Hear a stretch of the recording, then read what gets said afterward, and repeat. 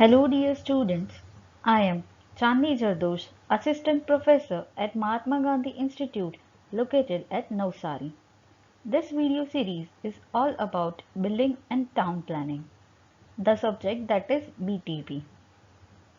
This PPT includes the topic those are related to building planning. The syllabus will be covered in the parts of video. This is the first part of video in which the contents that we will cover today are buildings, its classification based on occupancy and based on structure. So let's start with our first topic, buildings. Building होती क्या है? बचपन से सुनते आए हैं हम लोग बिल्डिंग वर्ड. तो what it is actually? Building a usually roofed and a wall structure built for permanent use. जो एक ऐसा स्ट्रक्चर जिसकी वॉल्स होती है और रूफ होते हैं जो परमानेंट यूज़ के लिए हम बनाते हैं उसको हम बोलते हैं बिल्डिंग. उसका क्या काम क्या है? A building aims to give shelter along with security. Other purposes such as building serve several needs of society, primarily as shelter from weather, security, living spaces, privacy, to store belongings, supplied electricity, and to comfortably live and work. Building का purpose क्या होता है? हमें shelter provide करना. किससे? Weather से. जब बारिश हो तो हम बिल्डिंग के अंदर प्रोटेक्शन ले सकते हैं, शेल्टर ले सकते हैं. जैसे फिर विंटर्स में इतनी सर्दी होती है तो हम कहाँ पे आ जाते हैं? अपनी कोई भी एक ऐसे बिल्डिंग में. So it aims to give shelter. Other purposes क्या है? रहने के लिए, काम करने के लिए. Privacy to store belongings. Privacy भी एंड टू स्टोर बिलोंगिंग्स, जो अपनी चीज़ें रखने के लिए. जो भी हम स्ट्रक्चर खड़ा करते हैं जिसकी वॉल्स और रूफ होती है वो होती है बिल्डिंग. इसकी डेफिनेशन दी गई है national building code of India में. नेशनल बिल्डिंग कोड मतलब एनबीसी वो बिल्डिंग को डिफाइन करता है as any structure for whatsoever purpose and of whatsoever material constructed, and every part thereof whether used as human habitation or not, and includes foundation, plinth, walls, floor, roof, chimney, plumbing and building services, fixed platform, veranda, balcony, cornice or projection, part of a building or anything affixed there to, or any wall enclosing or intended to enclose any land or space and design an outdoor display structure. So as per NBC, building means जो हम land को cover करने के लिए जो structure बनाते हैं, कोई भी लैंड को कवर करने के लिए. कवर कैसे करेंगे? Using walls and roof. It is called building. Now let's C classification of building. कितनी टाइप्स की बिल्डिंग होती है? तो हम मेजरली दो टाइप्स में डिवाइड करते हैं बिल्डिंग्स को, based on occupancy and based on structure. Based on occupancy means हम किस पर्पस के लिए बिल्डिंग को यूज़ करते हैं, कौन से काम के लिए वो बिल्डिंग बनाई गई है, उसको बोलते हैं based on occupancy. Where based on structure means the structure using which the building is constructed. कौन सी टेक्निक से हम बिल्डिंग बनाते हैं उसको बोलते हैं based on structure. Let's start with classification based on occupancy. In that, first one is residential building. As the name itself says, जहाँ पर हम रहते हैं, the building that is used for residential purpose, it is known as residential building. It is further categorized into 4 parts: A1, A2, A3 and A4. उसमें A1 क्या है? Lodging और rooming houses. A2 1 और 2 private dwellings. A3 dormitories. A4 apartment houses. Dormitories का मतलब क्या होता है? जहाँ पर एक साथ बहुत सारे लोग रहते हैं. जैसे कि कोई धर्मशाला ले लो, वहाँ पे एक रूम में 10-12 लोगों के रहने की जगह होती है. That is called dormitories. Second classification is educational building. The building that is use for education purpose, जहाँ पे पढ़ाई होती है, उसको बोलते हैं एजुकेशनल बिल्डिंग. उसकी फर्दर 2 कैटेगरीज है, B1 and B2. The schools up to senior secondary level, and B2 is all other training institutions. इसमें कौन सी बिल्डिंग्स इंक्लूड होती है? Schools, colleges, play groups and training institutions like ITIs जो होती है, फिर कोचिंग क्लासेस होती हैं, वो सब एजुकेशनल बिल्डिंग्स में आती है। The third category is institutional buildings. It is further categorised into 3 part, C1, C2 and C3। उसमें C1 क्या होता है? Hospital and सैनिटेरिया। हॉस्पिटल और उसके साथ जो बिल्डिंग्स, उसकी सपोर्ट के लिए जो बिल्डिंग्स बनते हैं वो the supporting buildings to the hospital. C2 custodial institutions, old age homes जैसे कि। C3 penal institutions, jail, prisons and reformatories, वो सब क्या किस में आते हैं? इंस्टीट्यूशनल बिल्डिंग्स में। Next is industrial buildings. जो बिल्डिंग्स इंडस्ट्रीज के लिए बनाई जाती है उसे बोलते हैं इंडस्ट्रियल बिल्डिंग्स। उसमें फर्दर कैटेगरीज है G1, G2, G3। G1 में कौन सी आती है? Low hazardous buildings. उसमें कौन सी? Workshop, ceramic factories. Whereas G2 में कौन सी आती है?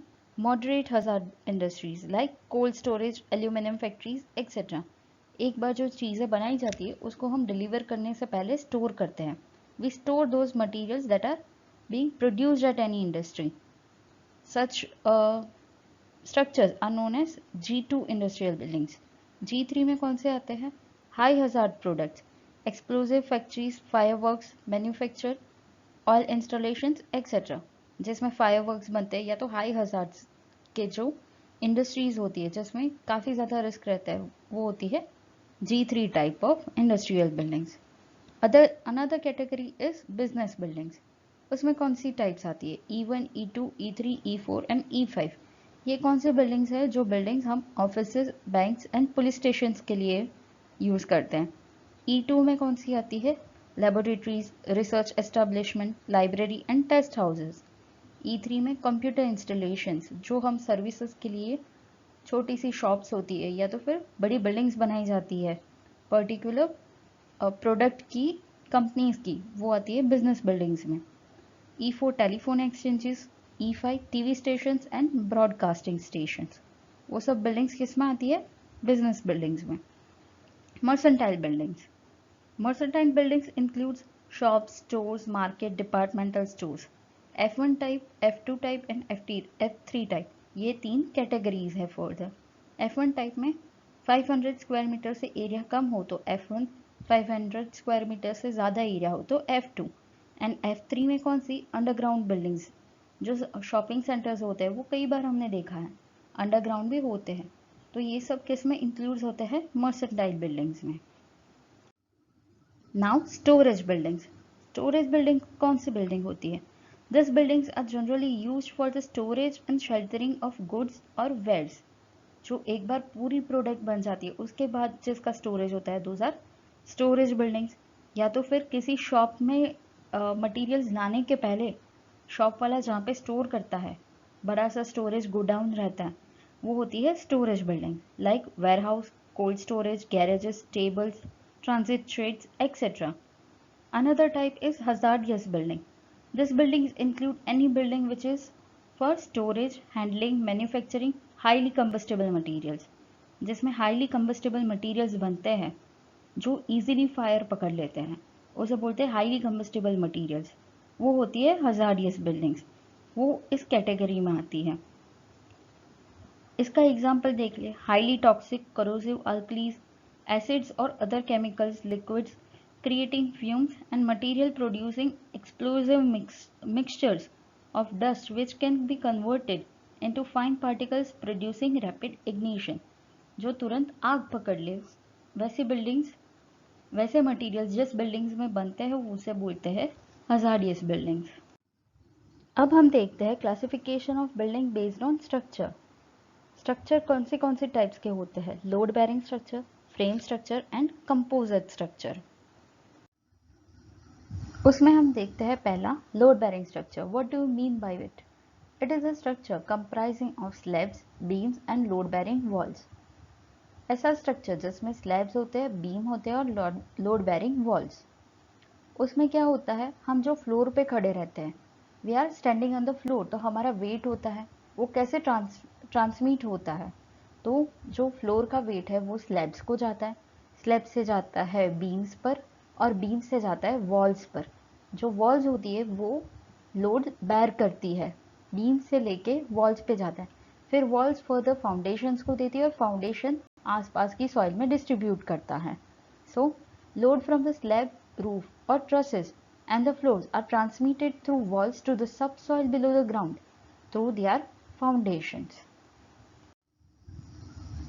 लोड बेयरिंग स्ट्रक्चर बनाने के लिए हम ब्रिक्स का इस्तेमाल करते हैं. We use bricks to construct load bearing structure, और उसके लिए हमें लार्जर फाउंडेशन एरिया चाहिए बिकॉज ज़्यादा ब्रिक्स का इस्तेमाल होता है. As the load bearing capacity of brick is much less than that of RCC. Bricks की लोड बेयरिंग कैपेसिटी आरसीसी के मुकाबले काफ़ी कम होती है. Therefore brick foundation needs larger foundation area with respect to RCC frame structure because load bearing capacity of brick is much less than that of RCC. Most of the residential buildings are small in size and are up to 3 story and are constructed as load bearing structure. जो भी residential buildings होती है वो 3 floors तक होती है, तो हम ऐसे buildings को load bearing structures से बना सकते हैं. Such types of structure are most suited where hard strata of soil is available at shallow depth. ऐसे स्ट्रक्चर हम कहाँ पे बना सकते हैं? जहाँ पे थोड़ी सी डेप्थ में, थोड़ी सी एक्सकेवेशन के बाद हमें हार्ड बेयरिंग स्ट्रेटा मिल जाता है. The advantages of load bearing structure are: it has thick brick wall. Thicker walls give more weather resistant and also noise protection. जो वॉल्स होती है वो थिक होती है क्योंकि लोड वही बेयर करती है. उससे क्या होता है, जितनी थिक वॉल रहेगी उतना हमें वेदर रेजिस्टेंट मिलेगा. तो बाहर का वेदर अंदर के बिल्डिंग के अंदर के वेदर को इतना इफेक्ट नहीं करेगा. And also noise protection. बाहर की आवाज़ बिल्डिंग के अंदर काफ़ी कम आएगी या तो बिल्कुल नहीं आएगी क्योंकि थिक ब्रिक वॉल्स होती है. Second thing is it is good and cheap for less than 2 floor construction because bricks are cheap. अभी ये लोड बेयरिंग स्ट्रक्चर जो बनता है वो ब्रिक से बनता है. It is constructed using bricks, so it is cheaper for 2 floor. अगर हम 2 floors तक बनाते तो हमें ये चीप पड़ता है, थोड़ा सस्ता पड़ता है. Alright, now let's see the disadvantages of load bearing structure. It loses carpet area due to more thickness of wall. जितनी थिकनेस ज़्यादा रहेगी उतना कारपेट एरिया, मतलब जो यूजेबल एरिया होता है फ्लोर में, वो हमें कम मिलेगा. Labour work is increase and material like brick is also required in quantity. काफ़ी ज़्यादा ब्रिक्स चाहिए हमें और वो ब्रिक्स को कैरी करने के लिए उतने ही लेबर्स चाहिए. When the wall collapses in any situation, then the whole structure will collapse. अगर एक दीवार टूट जाती है तो पूरा स्ट्रक्चर गिर जाएगा क्योंकि वो जो दीवार होती है, वो जो वॉल होती है, वही लोड बेयर कर रही होती है. Right, load bearing structure is bad at earthquake resistant as shock waves produce irregular tension and compression in columns. Tension is bad greatly by steel and RCC which is absent in load bearing structures. जब earthquake आता है, when it is earthquake, तो क्या होता है, जो shock waves produce होती है वो टेंशन और कंप्रेशन देती है. टेंशन तो स्टील बेयर कर लेता है और आरसीसी कंप्रेशन बेयर कर लेती है. But in load bearing structure it is missing क्योंकि जो वॉल्स बनती है वो भी ब्रिक से ही बनती है. सो जो टेंशन एंड कंप्रेशन की वेव्स है वो ये स्ट्रक्चर नहीं बेयर कर पाता. Therefore the structure fails in cases of earthquake. Another type of building is that is constructed using frame structure. It is a structure comprising of slab resting on beams and beams are supported by a network of columns. ऐसा structure जिसमें slab होते हैं, beams होते हैं और network of columns, जिसमें जो floor का लोड होता है वो जाता है स्लैब्स पे, स्लैब से जाता है बीम्स पे, इधर हम फिगर में देख सकते हैं. और बीम्स किसको ट्रांसफर करता है, कॉलम्स को, उसे बोलता है framed structure. Frame structure can be of concrete, steel और ऑफ वुड. हम ये 3 मटेरियल यूज करके बना सकते हैं. वेरएज हम लोड बेयरिंग स्ट्रक्चर में देखें उसमें क्या था, वो वॉल्स बेयर करती थी लोड और इसमें कॉलम्स है. So how does frame structure works? इसमें क्या होता है? Loads from the slab are transferred to the beams and beams rest over columns and the whole load of the structure is transferred to the subsoil below the ground through the columns and their footings. इसमें क्या होता है? जो floor का load होता है वो किस पे जाता है? पहले स्लैब्स पे, स्लैब से जाता है बीम्स पे और बीम से फिर जाता है कॉलम से। कॉलम क्या करता है? वही लोड फाउंडेशन को ट्रांसफर करता है और फाउंडेशन से आसपास की सॉइल्स को डिस्ट्रीब्यूट हो जाता है। Here walls just act like partition and none of them bears load. इसमें जो वॉल्स बनी होती है वो सिर्फ पार्टीशन के लिए यूज होती है, रूम को सेपरेट करने के लिए बनाई जाती है, उन पे कोई लोड लगता नहीं है। RCC is the most suitable material to withstand external loads like compressive, tensile, torsion and shear along with moment. So all frame structure are constructed with RCC. Mostly ये जो frame structure बनते हैं वो RCC reinforced cement concrete, जिसमें concrete बनता है sand, cement और aggregate से और reinforcement किया जाता है steel यूज करके। Okay, that is RCC। तो ऐसे जो स्ट्रक्चर्स होते हैं फ्रेम स्ट्रक्चर्स वो मोस्टली RCC से बनाया जाता है। RCC का एडवांटेज ये रहता है कि ये कॉम्प्रेसिव, टेंसाइल, टॉर्शन और शेयर अलग अलग टाइप के फोर्सेस लगते हैं बिल्डिंग पे, ये सारे लोड्स ले लेता है। That is called frame structure. Generally all multi storeyed buildings और high rise building are constructed as frame structures. The advantages of frame structure are, those are flexible and have good results in earthquake. Earthquake में ये structures काफ़ी अच्छा perform करते हैं क्योंकि ये tension और कंप्रेशन बेयर कर लेता है, जैसे हमने अभी थोड़ी देर पहले देखा। Cost reduction due to thinner walls, walls जो होती है वो सिर्फ सेपरेशन के लिए होती है, तो हम थिन भी बना सकते हैं या तो फिर और कोई मटेरियल भी यूज करते हैं like sheets. Speed of construction can add more floors, carpet area is almost same, ये स्ट्रक्चर काफ़ी जल्दी बन जाता है। We can also add more floors, ज़्यादा फ्लोर्स ऐड कर सकते हैं क्योंकि ये स्ट्रक्चर मल्टी स्टोरेड बिल्डिंग में भी काम लगता है। Carpet area is almost same. Disadvantages of the structure are, इसके डिसएडवांटेजेस, अब जो मटेरियल हम यूज़ करते हैं वो मटेरियल के पर्टिकुलर डिसएडवांटेजेस है। And other thing is, in frame structure span lengths are usually restricted to 40 feet when normal reinforced concrete. Otherwise, spans greater than that can cause lateral deflections. ये जो हम structure बनाते हैं उसमें जो span होते हैं, जो स्लैब होता है, वो मैक्सिमम 40 फीट की लेंथ का रख सकते हैं। उससे ज़्यादा रहेगा तो लेटरल डिफ्लेक्शन आएगा, वो स्ट्रक्चर डिफ्लेक्ट हो जाएगा। So we cannot construct spans greater than 40 feet if we use this type of construction method. The third type is composite structure. The structure constructed with combination of both load bearing as well as frame structure, it is called composite structure. ऐसा structure जिसमें frame structure भी होता है और load bearing structure भी होता है। Frame structure में क्या होता था? कॉलम्स, और लोड बेयरिंग में लोड बेयरिंग वॉल्स, वो वॉल्स और कॉलम्स दोनों से बनता है। That is called composite structure.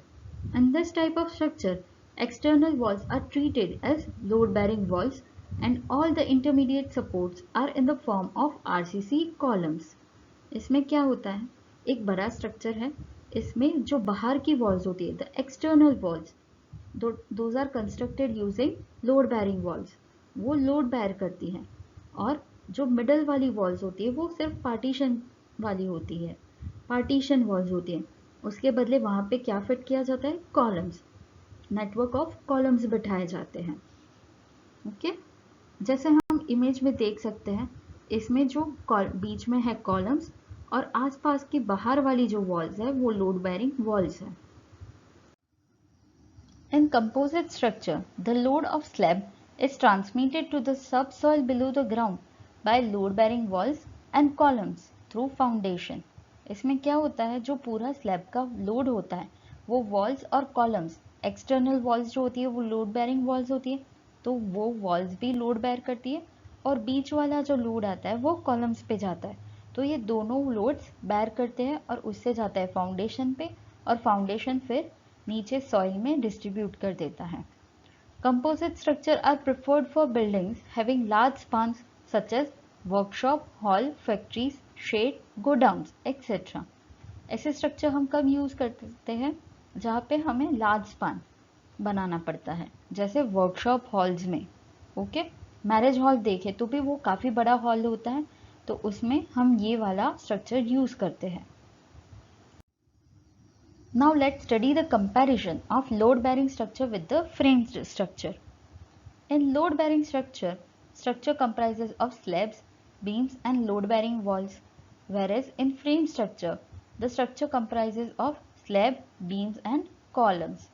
Load-bearing structure में load-bearing wall होती है और frame structure में columns होते हैं। In load-bearing structure, loads from roof or trusses and floors are transmitted through walls to the subsoil below the ground through their foundations.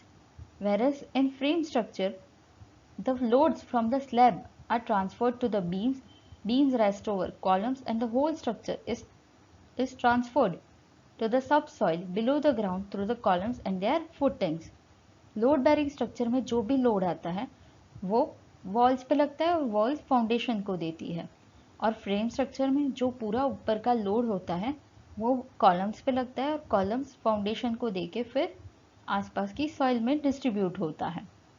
In load bearing structure walls bear the load, whereas in frame structure walls may or may not be the bear the load. Frame structure में walls सिर्फ partition के लिए use होती है, वो कोई load bear नहीं करती है। whereas लोड बेरिंग स्ट्रक्चर में वॉल्स पे ही सब लोड लगता है, so they bear the load. For up to 3 story residential buildings are constructed as load bearing structures. अगर 3 फ्लोर्स की बिल्डिंग बनानी रहती है और रेसिडेंशियल होती है तो फिर हम लोड बेरिंग स्ट्रक्चर का यूज कर सकते हैं। whereas all the multi-storied buildings and high-rise buildings are constructed as framed structure. 3 floors से ज़्यादा स्ट्रक्चर फ्लोर्स लेने होते हैं तो हम फ्रेम स्ट्रक्चर यूज करते हैं। Requires good bearing strata like rock, sandy soil, gravelly soil, etc. at shallow depth.